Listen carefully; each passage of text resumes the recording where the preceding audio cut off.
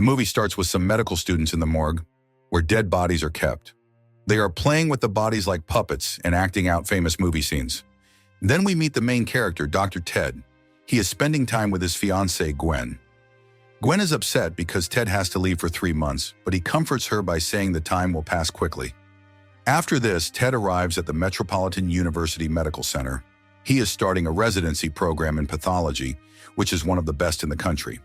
A fellow resident, Ben, welcomes Ted and shows him the morgue. This is where they study mysterious deaths from around the city. We see doctors examining dead bodies to find out how they died. Later, Ted and Ben join a class taught by Dr. Morris, the head pathologist. Dr. Morris explains that their job is to explore all possibilities to figure out the cause of death. After the class, Ted talks to Dr. Morris, who compliments Ted for his achievements in the field. Then, another medical resident, Dr. Jake Gallo, enters. Dr. Morris tells Ted that Jake helped the FBI solve a family murder case. Ted has his own achievements too. He was the top student at Harvard and worked with UNICEF in Lagos. However, Jake is not impressed. Instead, he looks at Ted with jealousy. Later, the students gather for an autopsy. Jake, acting confident, quickly examines the body and says the 11-year-old boy died from kidney failure. But Ted disagrees. He steps forward and confidently says the boy died from an asthma attack. Ted looked deeper into the case and found out that the boy was bullied. Other kids made fun of him because he was overweight. His weight gain was caused by taking asthma medicine regularly. The bullying made the boy stop taking his medicine, which led to his death. The other students, including Juliet and Griffin, were jealous of Ted for solving the case. They looked at him angrily. Later, outside the building, Griffin bumped into Ted on purpose. He told Ted that the group doesn't like him. Ted replied calmly, saying it's not his problem. The next day, the students gathered for another autopsy lesson. During the class, Juliet gave Ted flirty looks, but he ignored her because he was loyal to his fiancée. Suddenly, one of the dead bodies started shaking. Ted acted quickly and stabbed the back of the neck. The other students thought he made a mistake and killed the man, but Dr. Morris explained that Ted's action was smart. He cut the nerve that was making the body move. Once again, Jake and his friends didn't appreciate Ted's intelligence. The only student who supported Ted was Ben, the nerd. In the next scene, the students were busy with their usual work. Jake went on a rant, saying that more people should die instead of living useless lives. Most of Ted's friends agree with Jake's rant, but Ted does not. Later, Ted and Jake meet face to face. Jake invites Ted to join the group for drinks at a bar. That evening, Ted and Jake meet the others at the bar. It turns out that Juliet and Jake are in a relationship. During their conversation, one of the doctors, Catherine, asks who they would kill if they had the chance. Ted replies that humans don't need a reason to kill. It's something that comes naturally. Juliet seems interested in his response and starts to feel attracted to him. Later, Jake asks Ted to meet him the next night for some fun. The following night, the two men have a wild time together. They drive recklessly while drinking alcohol. After that, Jake takes Ted to a brothel.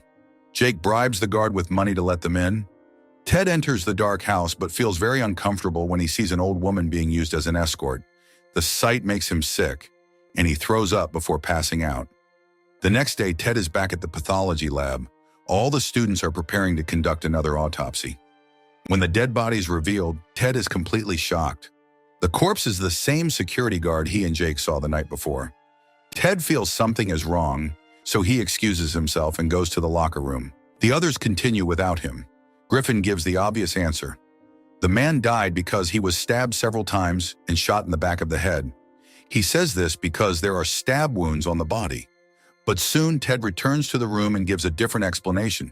He says the man died from potassium cyanide poisoning. Ted explains that the killer stabbed the body to make it look like the man was butchered instead of poisoned. Since cyanide can't be found in normal tests, it's easy to fool people.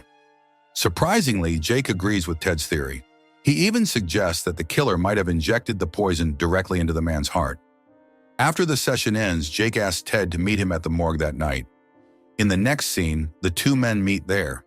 Jake takes Ted to an old underground part of the facility that has been abandoned for years. Inside a room, the guard's body is lying on a surgery bed. Ted accuses Jake of killing the man. To his surprise, Jake admits that he did. Jake defends his actions by saying that the guard was a criminal who deserved it. He claims that this is just a game. He also reveals that the old woman at the brothel was actually the guard's grandmother. Jake challenges Ted to figure out the real cause of the guard's death, but Ted refuses to play along. Instead, he calls Jake a serial killer and leaves angrily. That night, Ted calls Jake and asks why he shared such a big secret with him. Jake reminds Ted that he was also at the brothel when the crime happened. He says Ted's fingerprints and other evidence are there too. Jake adds that Ted won't tell anyone because he won't get the chance to play the game if he does. The next day, Dr. Morris tells Ted that the test results for the guard's body are back and they show he didn't die from potassium cyanide poisoning. Hearing this, Ted decides to investigate further. Later that evening, Ted confronts Jake with his final answer. The guard died from nitric acid poisoning, not potassium cyanide. Ted explains that the poison wasn't injected with a syringe. Instead, it was mixed into flavored beer. Jake is impressed that Ted figured out the truth. Jake then tells Ted that if he wants to join the game, he has to bring something valuable to the table. The next morning, Juliet meets Ted outside the building and asks if he's ready to join the game. Ted is unsure about joining the game, but Juliet gives him his first task anyway. He is sent to a room in the hospital where he learns about his target, a criminal who killed his wife and 2 children. The man also tried to shoot himself but failed. That evening, while Ted is on a bus ride home, he sees an elderly woman having a heart attack. Instead of helping her, he quietly gets off the bus and walks away. This shows that his priorities are starting to change. The next day, Ted dresses up as a nurse and goes to the target's hospital room. Without any hesitation, he injects something into the man's ear, killing him instantly. Although he feels guilty afterward, Jake tells him it's normal to feel this way on the first day, but assures him that the feeling will fade over time. Later, Ted joins the group in the underground morgue, where the man's body has been brought. It's now the team's job to figure out the cause of death. To celebrate Ted officially joining the game, the group gives him a substance to smoke. Ted does so, becomes high, and watches as the others playfully cut and mutilate the body. Now it's Juliet's turn to find the next victim, and she asks Ted to help her kill a person. She takes him outside an obese man's house, revealing that he's her father. She then discloses that he frequently molested her when she was a kid, so she wants to punish him now. After Ted is on board with the plan, they venture inside the man's house. The following night, the group gathers at their base as usual, and they checked inside the body to figure out how the death occurred. Upon seeing the body's condition, Jake becomes suspicious as Juliet isn't capable of such clean killings. Here we see that Ted and Juliet offer the victim a recreational substance to smoke, which he does happily. Ted then hands him a canister of liquid nitrogen, and the man casually smokes it, thinking it's another recreational drug.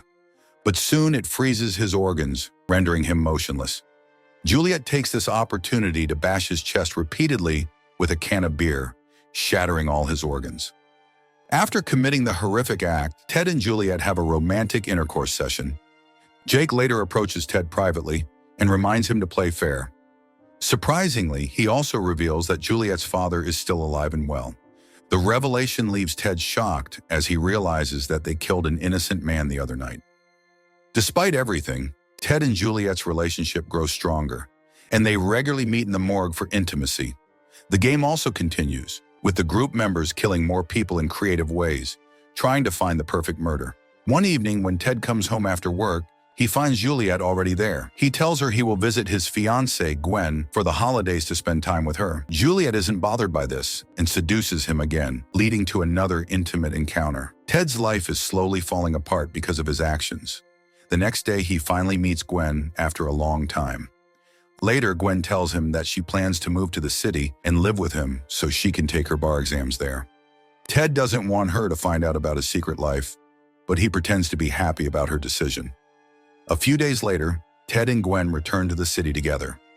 As soon as they get to his room, Gwen notices a bong. She gets angry, thinking Ted has started using drugs. Ted lies and says it belongs to a friend who is trying to quit smoking. That evening, Ted and Gwen get dressed for a party hosted by the university. At the party, they meet Ben and his girlfriend. But soon, Jake shows up with Juliet by his side, acting as annoying as ever. At the party, Jake casually starts talking about death and other strange topics. This makes Gwen uncomfortable, and she starts to think that Ted might have used the bong she saw earlier. As Ted and Gwen walk away, Juliet keeps staring at Ted, and Jake notices this. Angry and jealous, Jake causes a scene at the party, shouting at Juliet and saying she belongs to him, but Juliet ignores him and walks away coldly. That night, Jake calls Ted to the morgue saying it's urgent. Ted makes an excuse to Gwen and promises to return soon. When he arrives at the morgue, he is horrified to see Jake drunk and covered in blood, dancing among several dead bodies. Jake reveals that he killed 3 women for no reason. Completely out of control, Jake holds Ted at knife point. To stay alive, Ted pretends to play along with Jake's game. He carefully analyzes the bodies and correctly guesses how each woman was killed. Jake is impressed by Ted's quick thinking and knowledge. Later, when Ted returns home, he is shocked to find Juliet waiting for him outside his apartment. Juliet tries to get close to Ted romantically, but he stops her and walks away. From a distance, Jake sees them together. The next day, Ted meets Jake and tells him he wants to quit the game for good. Jake says quitting isn't an option and brings up Gwen, suggesting she should join one of their meetings.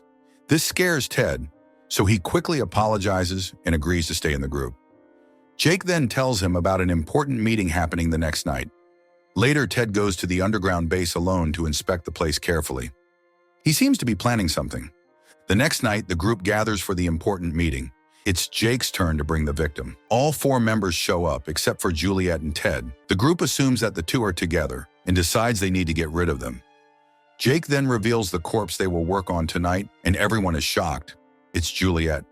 The group is stunned to see her dead body. A member named Chip is asked to start the autopsy, but he decides to get high first, saying he needs courage to cut open his friend. What the group doesn't know is that there's a gas leak in the room. When Chip lights his lighter, it causes a huge explosion. As the group screams and burns in the flames, we discover that Ted planned the whole thing. The next morning, Ted goes to work, acting as if nothing happened. Dr. Morris tells him about the explosion and says that 4 bodies were found, including Juliet and Griffin. However, 2 bodies haven't been identified yet, meaning 1 person is still missing. Ted becomes worried that the missing person might be Jake. He tries calling Gwen to warn her, but she doesn't answer. With no other choice, Ted runs to his apartment. At the same time, Jake, who is still alive, arrives at Ted's apartment. Gwen hears the doorbell and answers it, seeing Jake. When Ted finally gets home, he finds Gwen lying on the bed. She's already dead. Devastated, Ted hugs her body and cries uncontrollably. The next morning, Dr. Morris approaches Ted and reveals that Jake is the main suspect in the murders. The police are now searching for him. Morris also says they haven't been able to find the cause of Gwen's death. Grieving, Ted tells Morris he will perform the autopsy himself, and Morris agrees. Ted begins examining Gwen's body in the pathology room, carefully dissecting her. He writes down his findings to report them to the police and Gwen's family. The next evening, Ted is still focused on his work. As night falls and everyone leaves, Ted stays behind, alone in the lab. Suddenly, Ted wakes up to find his hands tied. Jake is there with Gwen's autopsy report, furious about the results. He says the report makes it look like a simple murder, which disrespects his perfect method of killing. Jake angrily claims that his work has been made into a joke. Jake, despite being angry, is also happy because he believes he has won. He thinks Ted failed to figure out the real cause of Gwen's death, but to Jake's surprise, Ted suddenly starts laughing. Ted explains that he wrote a false autopsy report to protect Gwen's parents from the horrible truth. In reality, he knows exactly how she died. With help from Ben, Ted explains his theory. He starts by describing how Jake used a cloth soaked in chloroform to make Gwen unconscious, but not completely. She was still awake and aware. To demonstrate, Ted and Ben do the same thing to Jake, leaving him unable to move but fully conscious. Ted then says that Jake injected Gwen with potassium and dropped nitroglycerin on her tongue. This caused her to slowly die over 7 minutes, and she was fully conscious the entire time. As Ted explains, he begins to cut into Jake's body. Jake feels every bit of the pain, but is unable to move or fight back. The movie ends with Ted delivering the final blow by cutting a major organ, killing Jake. If you want interesting movie recaps, like, share, and subscribe to follow us for more movie recaps.